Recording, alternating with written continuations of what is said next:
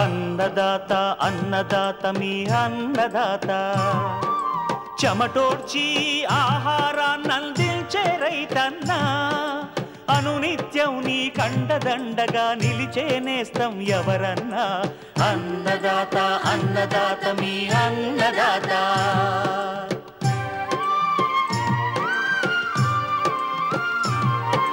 నూతన రీతుల సాగుబడికి నూరింతలు పెరిగే దిగుబడికి సూచనలిచ్చే సస్య రక్షణకు పశు పోషణకి శాస్త్ర విజ్ఞానం అందించి ముందుకు నడిపే తెలుగు రైతు భారతదేశానికి మకుటం అయ్యేలా తీర్చిదిద్దే ఆశయంతో మిమ్ము మేలు కొలిపేది అన్నదాత అన్నదాత అన్నదాత మీ అన్నదాత అన్నదాత అన్నదాత మీ అన్నదాత. అన్నదాత ప్రేక్షకులకు నమస్కారం. ఈనాటి ముఖ్యాంశాలు: సంప్రదాయ పద్ధతుల్లో విత్తనాలను నిల్వ చేసే విధానం, చేపల్లో బ్యాక్టీరియా పరాన్నజీవుల వల్ల వచ్చే వ్యాధులు, పెంపకంలో తీసుకోవాల్సిన జాగ్రత్తలు, ఇంకా జై కిసాన్ వ్యవసాయ సమాచారం.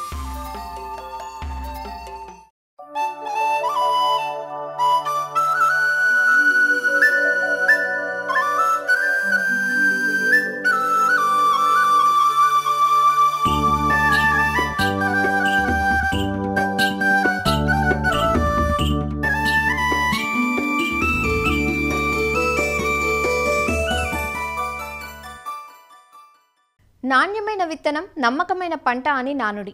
పంటలు ఆరోగ్యంగా ఎదగాలన్నా, నాణ్యమైన ఉత్పత్తులు సాధించాలన్నా రైతులు ముందుగా దృష్టి పెట్టాల్సింది విత్తనం నాణ్యత పైన.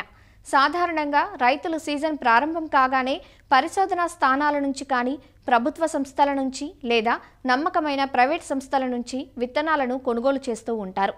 హైబ్రిడ్ విత్తనాలైతే బయట నుంచి కొనుగోలు చేయాలి, కానీ అదే సూటి రకాల విత్తనం అయితే 2-3 పంటల వరకు ఉపయోగిస్తూ ఉంటారు. మరికొందరు ప్రతి సీజన్లోనూ విత్తనాలను కొనుగోలు చేస్తూ ఉంటారు. దీనివల్ల విత్తన కొరతతో పాటు నాణ్యమైన విత్తనం దొరకక ఇబ్బందులు పడటం చూస్తూనే ఉన్నాం. కానీ పాత రోజుల్లో రైతులు వారు పండించిన పంట నుంచే మంచి విత్తనాన్ని సేకరించి సంప్రదాయ పద్ధతుల్లో నిల్వ చేసుకొని మరుసటి సీజన్కు ఉపయోగించుకునేవారు. ఈ విధానంలో నిల్వ చేసుకున్న విత్తనానికి చీడపీడల సమస్య తక్కువగా ఉండటం సహా దిగుబడులు కూడా బాగుంటాయి. విత్తనాలను సంప్రదాయ విధానంలో ఎలా నిల్వ చేసుకోవాలో, తద్వారా రైతుకు వనగూరే ప్రయోజనాలేమిటో తెలియజేస్తున్నారు సంగారెడ్డి జిల్లా జహీరాబాద్ డిడిఎస్ కృషి విజ్ఞాన కేంద్రం భూసార విభాగం నిపుణులు ఈ స్వామి. విత్తనం చాలా ఇంపార్టెంట్. ఎందుకంటే మనకు మంచి పంట రావాలన్నా, దిగుబడి మంచిగా రావాలన్నా కానీ మనకు విత్తనం చాలా ఇంపార్టెంట్. సో ఆ విత్తనం బాగున్నప్పుడే మనకు పంట అనేది బాగా వస్తుంది. సో దానికోసం ఏంటంటే మనకు అనేక పద్ధతులు ఉన్నాయి విత్తనాలను స్టోరేజ్ చేసేది. సాంప్రదాయ నిల్వ అంటే ఏంటంటే మనకు పాతకాలంలో వెదురు గంపలతోని, ఈత గంపలతో కానీ, కుండలలో కానీ స్టోరేజ్ చేసేవాళ్ళు. అలా స్టోరేజ్ చేయడం వల్ల మనకు 1 సంవత్సరం పాటు కూడా మనకు విత్తనాలు పాడు కాకుండా మళ్ళా సీజన్కి సోయింగ్ చేసే టైం వరకు ఉండేటి. సో ఆ పద్ధతులు ఏంటంటే మనకు రాను రాను కనుమరుగైపోతున్నాయి. ఎందుకంటే బుట్టలు, ఈ వెదురు బుట్టలు కానీ, ఈత బుట్టలు కానీ దొరకకపోవడం, లేకపోతే అది చేసుకునే ఓపిక లేకపోవడం వల్ల అది చాలా వరకు తగ్గించేశారు. రసాయన మందులతోని మనకు స్టోరేజ్ అనేది చేయడం జరుగుతుంది. దానివల్ల ఏమవుతుందంటే విత్తనాలు మొలక సరిగ్గా రాకపోవడం వల్ల ఈల్డ్ కూడా దెబ్బతింటుంది. అంతేకాకుండా వర్షాకాలం రాగానే విత్తనాలు ఎక్కడ దొరుకుతాయి అని వెతుక్కోవడం జరుగుతుంది అన్నమాట. అలా కాకుండా మన సొంత విత్తనాలు మనమే దాన్ని సెలెక్ట్ చేసుకొని సంప్రదాయ పద్ధతిలో స్టోరేజ్ చేయడం వల్ల మనకు సమయానికి విత్తనం దొరుకుతుంది. మళ్ళీ అంతేకాకుండా విత్తనాలు కూడా మంచిగా మొలకెత్తడానికి ఆస్కారం ఉంటుంది. ఇక్కడ డిడిఎస్ కేవికల్ ఏంటంటే మనకు రైతుల నుంచి కొన్ని విత్తనాలు అనేది కలెక్ట్ చేసాము.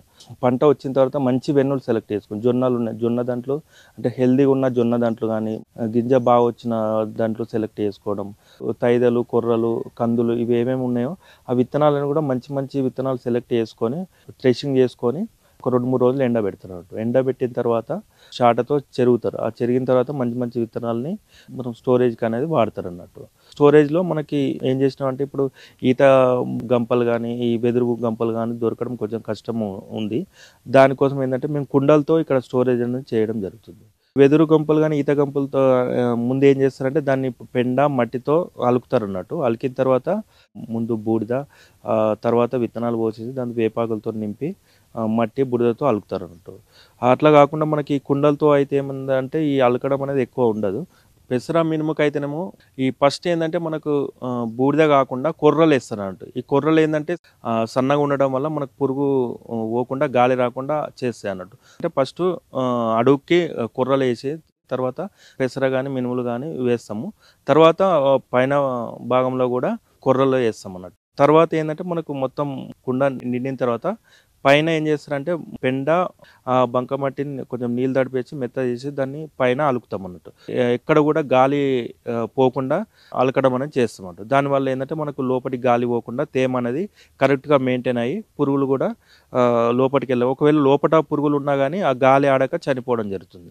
దానివల్ల విత్తనాలు ఎక్కువ రోజులు నిల్వ ఉండటం జరుగుతుంది అన్నట్టు. ఉలువలు బొబ్బలకైతేనేమో మనం ఏం చేస్తామంటే ఫస్ట్ అంటే గోరువెచ్చటి నీళ్ళల్లో ముంచి ఎండబెట్టేసి అప్పుడు స్టోరేజ్ చేస్తాం అన్నట్టు.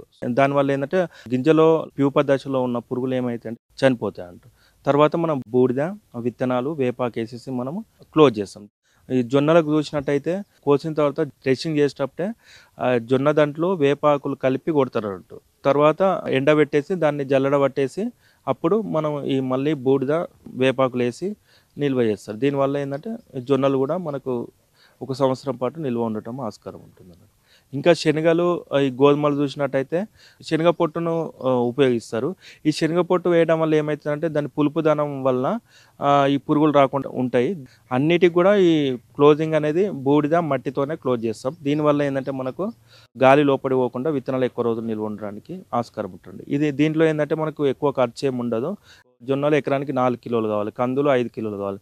ఒక 2-3 ఎకరాలకు రైతే తన సొంతంగానే ఈ పద్ధతిలో స్టోర్ చేసుకొని తన పొలంలోనే విత్తనాలు వేసుకోవడానికి ఆస్కారం ఉంటుంది. దీనివల్ల ఏంటంటే మనకు వేరే కంపెనీల దగ్గర పోవాల్సిన అవసరం ఉండదు. విత్తనాలు నిల్వ చేసేటప్పుడు జర్మినేషన్ పర్సెంట్ చూడడము చాలా ఇంపార్టెంట్. ఎందుకంటే టెస్ట్ చేసిన తర్వాత మనం స్టోరేజ్కి వెళ్తే మంచి రిజల్ట్ అనేది వస్తుంది అన్నట్టు. సో ఈ జర్మినేషన్ టెస్ట్ ఏ విధంగా చేయాలంటే మనము ఏదైనా ఒక 100 విత్తనాలు, ఇప్పుడు జొన్నలు తీసుకున్నా 100 విత్తనాలు, కందులు తీసుకున్నా 100 విత్తనాలు, అంటే ఒక 100 విత్తనాలు తీసుకొని మనము జర్మినేషన్ టెస్ట్ అనేది చేస్తాము. సో దీనికి ఒక 2 మెథడ్లు ఉపయోగిస్తారు. ఒకటి పెట్టి డిష్ మెథడ్, ఇంకొకటి పేపర్ మెథడ్. పేపర్ మెథడ్ అంటే ఏం లేదు, మనము ఒక 3 పేపర్లు తీసుకొని ఆ పేపర్లను కొంచెం నీళ్ళతో తడిపి ఒక పేపర్ తీసేసి దాని మీద మనకు 100 సీడ్లు అని పెడతాం అన్నట్టు. తర్వాత దాన్ని ఫోల్డ్ చేసేసి మనం ఎటవాలుగా ఒక టబ్లో పెట్టాలి. సో దాన్ని ఒక 7 నుంచి 8 రోజులు మనం వాటరింగ్ తీసుకుంటూ వెళ్తే మనకు ఆ జర్మినేషన్ అంటే 8 రోజులలో మనకు వచ్చేస్తుంది అన్నట్టు. దాంట్లో 100 సీడ్లలో ఎన్ని విత్తనాలు మొలకెత్తినాయి అనేది తెలుస్తుంది అన్నట్టు. మనం దాదాపుగా ఒక 75% కన్నా ఎక్కువ ఉంటే మనకు విత్తనాలు బాగున్నాయని అర్థము. దానికంటే తక్కువ ఉంటే వేరే విత్తనాలు సెలెక్ట్ చేసుకోవడం మంచిది.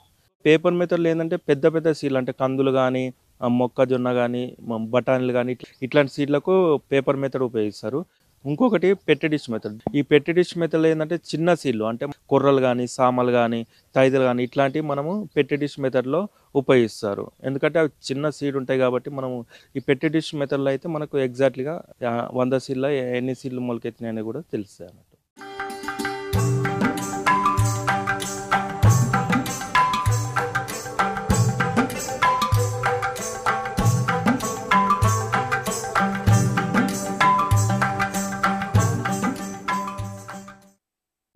ఆంధ్ర రాష్ట్రంలో విస్తరించి ఉన్న తీర ప్రాంతంలోని రైతులకు చేపల పెంపకం ప్రధాన ఉపాధి మార్గంగా ఉంటుంది.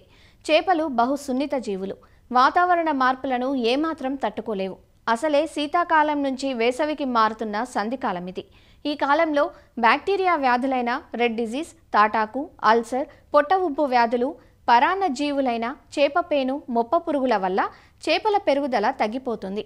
వీటి నివారణకు రైతులు విచ్చలవిడిగా రసాయనాలను వాడటం వల్ల చేపల్లో అవశేషాలు ఉండిపోవటమే కాక పెంపకదారులు అనవసర ఖర్చుల వల్ల తీవ్రంగా నష్టపోతున్నారు.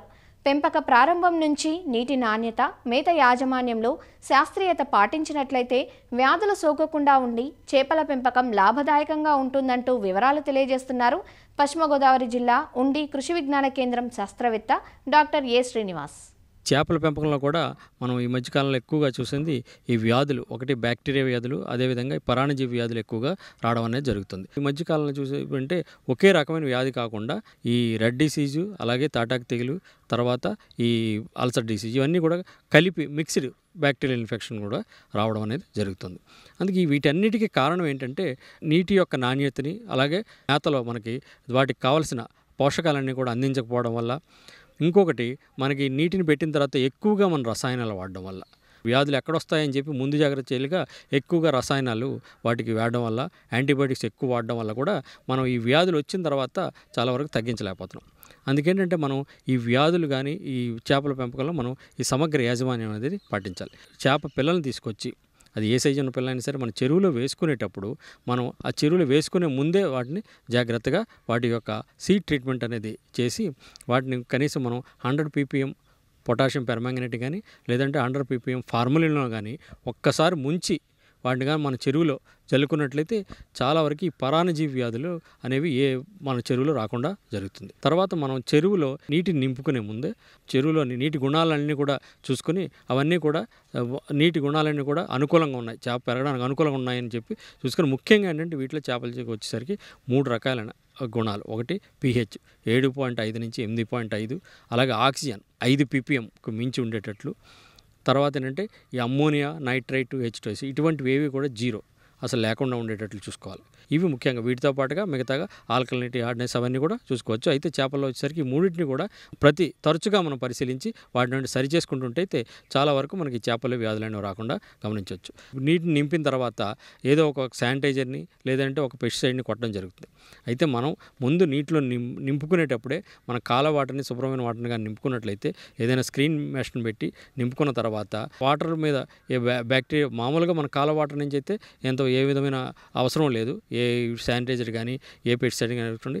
ఎప్పుడైతే మనం ఈ డ్రైనేజ్ వాటర్ నుంచి కానీ, మురుగు నీరు అనేది కానీ మనం అనుమానం ఉంటేనే దాన్ని ఒకసారి చూసుకొని అటువంటి వాటర్లో మనం దాన్ని చేయడానికి మనకి ఈ శానిటైజర్ వేసి దాన్ని తగ్గించడం జరుగుతుంది, బ్యాక్టీరియా లోడ్ తగ్గించడానికి. అయితే వీటికి బదులుగా ఏంటంటే మనం ఈ చెరువుల్లో, చేపల చెరువుల్లో మనకి అగ్రికల్చర్ లైమ్ అంటే కనీసం 30 kgs, అలాగే మనకి ఈ పరాన్నజీవులన్నీ కూడా తగ్గడానికి తరచూ వాడుకోవాలనుకుంటే మాత్రం సాధారణ ఉప్పు అదొక 30 kgs. ఈ రెండు కలిపి మనం కానీ ప్రతి 15 రోజులకు ఒకసారి మన చెరువులో జల్లుకున్నట్లయితే చాలా వరకు మనకి ఒకటి శానిటైజరు ఏది వాడకుండాను, అదేవిధంగా మన పరాన్నజీవి కావాల్సిన పెస్టిసైడ్స్ వాడకుండా కూడా చేపల పెంపకం కొనసాగించవచ్చు. తర్వాత మనకి ఇంకోటి ఏంటంటే ఏం చేస్తుంటే, ఈ బ్యాక్టీరియల్ వ్యాధి వచ్చినప్పుడు మనందరికీ కూడా ఏ వ్యాధికి ఏ మందు అన్నది ఇంచుమించు ఒక యాంటీబయాటిక్, అదేవిధంగా శానిటైజర్ వాడుతుంటాం. మనకు మేతల మందులు వాడుతుంటాయి. మేతల మందు వాడేటప్పుడు మాత్రం యాంటీబయాటిక్స్ వాడేటప్పుడు చాలా జాగ్రత్త వహించాలి. ఎప్పుడైతే చేపలు 4-5 చనిపోతున్నాయో, మొట్టమొదటిగా మనం ఆ చేపలను తీసుకెళ్ళి మన పరీక్షలు, మన వ్యాధి నిర్ధారణ కేంద్రాల్లో పరీక్షించుకొని వాటికి ఏ విధమైన వ్యాధులను తీసుకుని దానికి సంబంధించిన మందును మాత్రమే వాడాలి. కానీ చాలా వరకు మనం ఏం చేస్తుంటామంటే, ఈ 4 రకాలుగా ఉండగానే ఒకేసారి దీనికి అన్ని రకాల వ్యాధులు ఉండొచ్చు అని చెప్పి 2-3 రకాల యాంటీబయాటిక్స్, అలాగే ఒక రకం ఏదైనా సరే ఈ పరాన్నజీవులు తగ్గించడానికి అని చెప్పి దానికి ఒక మందు పెట్టడం జరుగుతుంది, మేతల మందు పెట్టడం జరుగుతుంది. ఆ విధంగా పెట్టడం వల్ల ఏమవుతుందంటే, పెట్టిన తర్వాత మొదట్లో కొద్దిగా తగ్గొచ్చు, మరలా మళ్ళీ అదే చెరువులో ఇంకో నెల పోయిన తర్వాత మరలా అదే డిసీజెస్ రావడం జరుగుతుంటుంది. అదే బ్యాక్టీరియల్ వ్యాధి లేదంటే అదే పరాన్నజీవి వ్యాధి రావడం జరుగుతుంది. మరలా ఏం చేస్తుంటే మరలా మనం ఈ యాంటీబయాటిక్స్ అని పెట్టడం జరుగుతుంది. ఈ విధంగా యాంటీబయాటిక్స్ ఎక్కువగా పెట్టడం వల్ల ఒకటి మనకి ఆ వ్యాధి మరలా వచ్చినప్పుడు దాన్ని తగ్గించలేకపోవడం, దానివల్ల నష్టం జరగడం, ఇవి యాంటీబయాటిక్స్ ఎక్కువ వాడడం వల్ల మనకి ఖర్చు కూడా అధికంగా ఉండడం, మరలా ఏంటంటే దాన్ని పూర్తిగా తగ్గించాలంటే ఇంకొక యాంటీబయాటిక్, దానికంటే హయ్యర్ యాంటీబయాటిక్ ఇవ్వాల్సిన అవసరం జరుగుతుంది. తర్వాత మనకు పట్టుబడి చేసిన తర్వాత మన దాంట్లో యాంటీబయాటిక్ రెసిడ్యూస్ కానీ, పెస్టిసైడ్ రెసిడ్యూస్ కానీ మన చేపలో ఉండి అవి తిరిగి మరలా మనమే తినడం కానీ, లేదంటే మన వినియోగదారులకి కూడా నష్టం జరుగుతుంది. అందుకేంటంటే చేపల చెరువుల్లో ఏ విధమైన యాంటీబయాటిక్ కానీ, ఏ విధమైన రసాయనం కానీ వాడనవసరం లేదు. ఒకటి మనకి ఎప్పుడు వాడాలి, తప్పనిసరి పరిస్థితుల్లో వ్యాధిని తగ్గించాలి అనుకుంటే ఆ టైంలో మనం కానీ సిఫారసు చేసిన యాంటీబయాటిక్ని ఓటీసీ కానీ లేదా ఒక డాక్సిసైక్లిన్ కానీ ఇలాంటివి ఏమైనా సరే వాడాలి. వాడాలనుకున్నప్పుడు ఇంచుమించు మనకి మొదట పెట్టిన తర్వాత కనీసం 5 రోజులు, ఒకసారి యాంటీబయాటిక్ మొదలెట్టిన తర్వాత 5 రోజులు పూర్తిగా వాడిన తర్వాత ఆ యాంటీబయాటిక్ వాళ్ళు తగ్గింది అనుకుంటే అప్పుడు ఒకవేళ అప్పటికి కూడా 0 రాకపోతే ఇంకొక 7 రోజులు మ్యాక్సిమం వాడి యాంటీబయాటిక్ వాడకాన్ని ఆఫ్ చేయాలి. కానీ చాలా సందర్భాల్లో చూసింది ఏంటంటే మనం ఈ యాంటీబయాటిక్ ఒకసారి పెట్టిన తర్వాత దాన్ని 15 రోజులు 20 రోజులు కూడా మనకి ఒకే యాంటీబయాటిక్ని రెగ్యులర్గా మన మేతలో ఇవ్వడం జరుగుతుంది. ఆ విధంగా ఇవ్వడం వల్ల వ్యాధి తగ్గకపోగా మరలా దానివల్ల యాంటీబయాటిక్ రెసిడ్యూస్ అన్ని మన యొక్క క్వాలిటీ అయిన ప్రోడక్ట్ అనేది తగ్గిపోతుంది. అందుకేంటంటే మన చెరువుల్లో ఇవేవి ఇవ్వనవసరం లేదు. ఈ చెరువుల్లో కావాలంటే ఈ లైము ఉప్పు కాకుండా ప్రోబయోటిక్ మీడియా ప్రీబయోటిక్ మీడియా అంటాం. ఆ మీడియా ఏంటంటే మనకి తౌడు అలాగే చెక్క కలిపి తర్వాత ఈస్ట్ వీటిని మనం ఒక రోజు అంతా నానబెట్టి దాన్ని కానీ మనం చెరువులో రెగ్యులర్గా కొట్టుకున్నట్టయితే మనకి మంచి బ్యాక్టీరియా మన చెరువులో ఉత్పత్తి చెంది చాలా వరకు హానికరమైన బ్యాక్టీరియాలను తగ్గించడం జరుగుతుంది. తర్వాత మనం యొక్క ఈ నీటి క్వాలిటీలో నీటి రంగు ముఖ్యంగా మన చేపల చెరువులు ఎక్కువగా ఏంటంటే ఈ మైక్రోసిస్టిస్ అనేది ఎక్కువగా ఉంది అని చెప్పి దానివల్ల ఎక్కువ మేత అంటలేదనో లేదా దానివల్ల ప్రాబ్లం వస్తుందని జరగడం జరుగుతుంది. అందుకేంటంటే మన చెరువు యొక్క రంగు ఎప్పుడు కూడా లేత ఆకుపచ్చ నుండి ఆకుపచ్చ రంగులో ఆకుపచ్చ గోధుమ రంగులో ఉండేటట్టు చూసుకోవాలి. ఎప్పుడైతే ఈ రంగు మనం నీల ఆకుపచ్చ నీలం రంగు ఎక్కువగా మారుతుందో మనకి ఎక్కువగా ఈ హానికరమైన ప్లాంక్టన్ ఎక్కువగా ఉన్నట్లు లెక్క. అందుకేంటంటే ఆ విధంగా రాకుండా ఉండాలంటే మనకి పై నీటిని అంతా కూడా బయటికి తీసేసి మరలా మనకు కొత్త నీటిని తోడుకోవడం, తర్వాత దాన్ని సరిచూసుకొని మనకి మంచి బ్యాక్టీరియా ఎక్కడైతే మన పక్క చెరువులో కానీ ఇంకో చెరువులో కానీ గ్రీన్ వాటర్ ఉందో అటువంటి వాటర్ని మన చెరువులోకి తోడుకున్నట్లయితే అవి ఎక్కువగా వృద్ధి చెంది ఈ హానికరమైన బ్యాక్టీరియాలు తగ్గిస్తాయి. ఆ విధంగా చేయడం వల్ల మనకి ఇంచుమించు మన నీటి క్వాలిటీ అలాగే దాంతోపాటుగా మనకి ఈ జూ ప్లాంక్టన్ కూడా ఎక్కువగా వృద్ధి చెంది మన చేపలకి సహజ ఆహారం కూడా ఎక్కువగా ఉండడం వల్ల మన మేత ఖర్చు కూడా తగ్గడం జరుగుతుంది.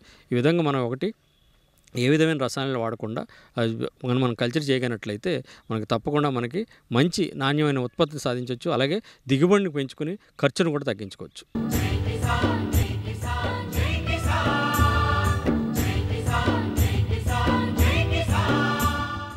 వ్యవసాయ సమాచారం ఇప్పుడు జై కిసాన్లో చూద్దాం. గోదావరి జిల్లాలతో పాటు ఎన్టీఆర్ జిల్లాల్లోని పౌల్ట్రీ ఫారాల్లో బర్డ్ ఫ్లూ వ్యాప్తి చెందడంతో అధికారులు ఇప్పటికే పలు నియంత్రణ చర్యలు చేపట్టారు. అయితే కృష్ణా జిల్లాలోని ఫారాల్లో ఎలాంటి బర్డ్ ఫ్లూ కేసులు నమోదు కాలేదని పశుసంవర్ధక శాఖ అధికారులు చెబుతున్నారు. రైతులు ఫారాల్లో ఎప్పటికప్పుడు బయోసెక్యూరిటీ విధానాలను పాటిస్తున్నారని, వ్యాక్సిన్ల నియమావళి ఖచ్చితంగా అమలవుతుందని వారు వివరించారు. ప్రభుత్వం బర్డ్ ఫ్లూ ప్రభావిత ప్రాంతాల నుంచి రాకపోకలు నియంత్రించడంతో పెద్దగా భయపడాల్సిన పనిలేదంటూ సూచించారు. గుడ్డు, మాంసం వినియోగంలో ఎలాంటి ఆందోళన చెందాల్సిన అవసరం లేదంటున్నారు. బర్డ్ ఫ్లూ అనేది ఏవియన్ ఇన్ఫ్లుయెన్జా అనేది ప్రజెంట్ మనకి కృష్ణా జిల్లాలో కూడా అన్ని ఫార్మ్స్ కూడా ప్రికాషనరీగా వ్యాక్సిన్స్ చేయించుకోవటం, హెచ్పి వ్యాక్సిన్స్, ఎల్పి వ్యాక్సిన్స్ అనేది కంబైన్డ్ వ్యాక్సిన్స్ కూడా చేసేసుకోవటం, ప్రికాషనరీగా చేసేసుకోవటం జరిగింది. ప్రజెంట్ మనకి కృష్ణా జిల్లాలో ఎక్కడా కూడా ఈ ఏవియన్ ఇన్ఫ్లుయెన్జా బర్డ్ ఫ్లూ అనేది ఎక్కడ రికార్డ్ అవటం కూడా ఎక్కడ లేదు. పౌల్ట్రీ ఫార్మర్స్ అందరూ బ్యాక్యార్డ్ పౌల్ట్రీస్ కూడా ఫ్లూ అనేది ఎక్కడ కనపడటం అనేది జరగలేదు. సో దీని నిమిత్తం మా డిపార్ట్మెంట్ నుంచి మేము చెప్పాల్సింది ఏంటంటే, ఇప్పుడు మనకి అటు సైడ్ నుంచి ఎఫెక్ట్ అయిన డిస్ట్రిక్ట్స్ నుంచి మనకనేది చెక్ పోస్టుల ద్వారాగా ఆపేయటం జరిగింది. సో అక్కడి నుంచి ఎఫెక్ట్ అయినవి మనకి మన డిస్ట్రిక్ట్స్కి రాకపోవటం, ప్లస్ ఇప్పుడు ప్రజెంట్ మన దగ్గర ఉన్నాయి అయితే కనుక ఎగ్స్ కానీ మీట్ కానీ హాఫ్ బాయిల్డ్ కాకుండా 100 degrees దగ్గర బాయిల్ చేసేసేసి తినటం అనేది మంచిదే. చికెన్ షాప్స్ కానీ ఇవన్నీ కూడా చాలా శానిటైజేషన్ అనేది కరెక్ట్గా ఉంచాలి. ఎక్కడికక్కడ గార్బేజ్ అనేది డిస్పోజ్ చేయటం కూడా ఎట్లా పడితే అట్లా చేయకుండా ఒక టైట్లీ ప్యాక్డ్ కవర్స్లో పెట్టేసేసేసి చేసుకోవటం అనేది మంచిదండి. ఈ ప్రికాషన్స్ అనేవి ఫాలో అయ్యి బయోసెక్యూరిటీ మెజర్స్ కూడా ఫాలో అయితే మన ఏరియా కూడా కొంచెం మంచిగా ఉండటం అనేది జరుగుతుందన్నమాట అండి. మెయిన్ ఇప్పుడు సమ్మర్స్లో అనే దగ్గరికి వచ్చేపాటికి డిసీజెస్ అనేది కొంచెం తక్కువగానే ఉంటుంది. మెయిన్ మనకి రైనీ సీజన్స్, వింటర్ సీజన్ అనేది తొందరగా ప్రబలుతాయి అన్నమాట. సో అన్ని కమర్షియల్ పౌల్ట్రీ ఫార్మ్స్ అన్నీ కూడా ఇయర్లీలో అన్ని ఆల్ టైప్ ఆఫ్ వ్యాక్సిన్స్ అనేది చేసుకోవడం అనేది జరుగుతుందండి. లేయర్స్ ఆర్ బ్రాయిలర్స్ అంతా total almost 18 type of vaccines అనేది వేయించుకుంటున్నాము అని చెప్పేసి పౌల్ట్రీ ఫార్మర్స్ని అడిగినప్పుడు వాళ్ళు చెప్పడం అనేది జరుగుతుంది. అన్నీ కూడా పౌల్ట్రీ ఫార్మ్స్ కూడా బయోసెక్యూరిటీ మెజర్స్ బాగా ఫాలో అవుతున్నారు. ఫుటేజ్ కానీ మొత్తం టోటల్ ఫార్మ్స్లోకి వచ్చే వెహికల్స్ని సెన్సిటైజ్ చేసుకోవటం కానీ విత్ ఫార్ములిన్ అవన్నీ చేసుకోవటం అనేది జరుగుతుంది అనమాట అండి. కళ్ల ముందు నీళ్లున్నా పొలాలకు సాగునీరు అందడం లేదంటూ నారాయణపేట జిల్లా కొండదొడ్డి ఎత్తిపోతల పథకం పరిధిలోని రైతులు ఆందోళన వ్యక్తం చేస్తున్నారు. జిల్లాలోని మక్తల్, నర్వ మండలాల పరిధిలో 16 ఏళ్ల క్రితం 158 కోట్ల నిధులతో కొండదొడ్డి ఎత్తిపోతల పథకాన్ని నిర్మించారు. 1500 ఎకరాలకు సాగునీరు అందించేందుకు పథకాన్ని రూపకల్పన చేశారు. జూరాల ప్రాజెక్టు నిల్వ నీటితో బీడు భూములన్నీ సస్యశ్యామలంగా మారాయి. 6 ఏళ్ల పాటు పథకం సక్రమంగా నడిచింది. ఆ తర్వాత ప్రధాన పైపులు పగిలిపోయి మరమ్మతులకు నిధులు లేక నిర్వహణ గాడి తప్పిందని, దీంతో పంటలు పండించుకునే పరిస్థితి లేదంటూ రైతులు వాపోతున్నారు. మాది ఇక్కడ ఒక 5 ఎకరాస్ ఉంది, అప్పంపల్లి శివార్లో. ఇక్కడ కొండదొడ్డి లిఫ్టిగేషన్ ప్రారంభిస్తే మాకు ఒక అంతరంగా ఒక 3 పంటలు వేసుకోవడానికి అవకాశం ఉంటుంది ఒక సంవత్సరంలో. ఇక్కడనే పక్కనే కృష్ణానది ఉంటుంది ఒక 2 కిలోమీటర్లో. ఒకవేళ కానీ అది కానీ బాగు చేయించి ఇక్కడ మాకు కాలువలకు వదిలితే సంవత్సరానికి 2-3 పంటలు వేసుకుంటాము. ప్రాజెక్టులో 24 అవర్స్ ఉంటాయి బ్యాక్ వాటర్. డ్యామ్ దూరం ఉన్న బ్యాక్ వాటర్ అయితే 24 అవర్స్ ఉంటుంది. దాన్ని బాగా చేయించి మాకు ఇప్పటిలాగా ఉంటే దాదాపు మాకు ఈ లిఫ్ట్ లాగిపోయి దాదాపు ఒక 20 సంవత్సరాలు అవుతుంది. అది మళ్ళీ ప్రారంభించాల్సిందిగా అధికారులను కోరుతున్నాం. అప్పంపల్లి శివారిలో మా పొలం ఉంది. కొండదొడ్డి ఎత్తిపోతల పథకం 99లో పని పూర్తి చేసుకొని ఇడిచిండ్రు. కానీ పూర్తి స్థాయిలో అంటే 2001లో కానీ 2000 కానీ 2002లో కానీ 2003, 2004, 2005 వరకు మంచిగా పారింది. తర్వాత పైప్ లైన్ వేసిండ్రు. దాదాపు 2000 సంవత్సరం అంటే 2005 వరకు ఒక మాదిరి నడిచింది. డైరెక్ట్ కరెంట్ లైన్ ఇచ్చే వరకు ఈ 2 మోటార్లు ఆన్ చేసుకుంటుంది. 2 మోటార్లు ఆన్ చేసుకునే వరకు పైప్ లైన్ పలిపోతే ఇట్లా దాదాపు ఒక 10 సార్లు పలిపోయినాక మేము పైప్ లైన్ కావాలంటని చెప్పి పైన అధికారులకు మా స్థానిక ఎమ్మెల్యేకు అందరూ చెప్తే పైప్ లైన్ శాంక్షన్ చేస్తామని చెప్పండి. అనుకుంటా లాస్ట్ పైప్ లైన్ శాంక్షన్ కాలేదు. స్థితావస్థలకు ఇప్పుడు ఉన్న ప్రస్తుత పరిస్థితుల్లో పంప్ హౌస్లో ఏం లేనట్ల మోటార్లు కానీ ఇంకా మిగతా ఎనర్జీ అవన్నీ మొత్తం దొంగలు ఎత్తుకపోవడం అంత మూలకు పడే స్థితికి వచ్చింది. రెండవది ఈ భీమా కాలువ కూడా మళ్ళా పిల్ల కెనాళ్ళు అంటే రైతులకు మెయిన్ కెనాల్ నుండి చేనులకు పారణించే కెనాళ్ళు కూడా డిస్ట్రిక్ట్ ఆడడం పెట్టిండ్రు. కానీ అవి ముందరికి కొనసాగించలేదు మా శివారు. అవి కూడా తీపియాలని పైన అధికారులకు మీరు తెలుపుతారని మీకు ప్రత్యేకంగా కృతజ్ఞతలు తెలుపుతున్నాం. అప్పంపల్లి శివారులో మా పొలం ఉంది. ఆ పొలం దగ్గర కొండదొడ్డి లిఫ్ట్ అని ఒక లిఫ్ట్ వచ్చింది. ఇంచుమించు 2 కిలోమీటర్ల దాకా పైప్ లైన్ ఉంటుంది. ఆ పైప్ లైన్ నాణ్యత లేక ఇక్కడివెక్కడనే దెబ్బతినడం జరిగింది. దాన్ని పునరుద్ధరిస్తే మళ్ళీ మా పొలాలకంతా కూడా నీళ్ళు వచ్చి మంచిగా 2 కానీ లేక 3 కానీ పంటలు పండించుకోగలుగుతాం. ఈ శివార్లో మాకు ఒక 10 ఎకరాల పొలం ఉంది. ఆ 10 ఎకరాలు కూడా మంచిగా పండుతుంది. ఇప్పుడైతే ఏం పండట్లేదు. అదేవిధంగా భూత్పూర్ రిజర్వాయర్ నుంచి కెనాల్ వచ్చింది, కానీ దానికి డిస్ట్రిబ్యూటర్ కెనాల్స్ తీయలేదు. మేము లాస్ట్ బార్డర్ కొన్నాం కాబట్టి మాకు ఆ నీళ్ళు అందట్లేదు. దయచేసి ఈ కొండదొడ్డి లిఫ్ట్ను మళ్ళీ పునరుద్ధరించి మా బతుకులను బాగు చేయాలని కోరుతున్నాం. ప్రస్తుతం ప్రధాన పంప్ హౌస్లో మోటారు, విద్యుత్ నియంత్రికలతో పాటు పైపులను మార్చాల్సి ఉంది. అలానే ఈ ఎత్తిపోతలకు సమీపంలోనే భీమా కాలువను అనుసంధానం చేస్తే గతంలో ఉన్న ఆయకట్టుకు మించి సాగునీటి పారుదలకు అవకాశం ఉంటుందని రైతులు విన్నవిస్తున్నారు. మరిన్ని విభిన్న అంశాలతో రేపటి అన్నదాతలో మళ్ళీ కలుసుకుందాం. అంతవరకు సెలవు. నమస్కారం. అన్నదాతలు తమ సందేహాలు, సమస్యలను 1800-425-4085 టోల్ ఫ్రీ నెంబర్లో ఉదయం 10 గంటల నుంచి 11 గంటల మధ్య పని దినాలలో సంప్రదించగలరు. ఈ కార్యక్రమాన్ని యూట్యూబ్లో www.youtube.com/annadata-etv లింక్ ద్వారా వీక్షించవచ్చు. అన్నదాత కథనాలు ఈటీవీ విన్ మొబైల్ యాప్లో వీక్షించండి.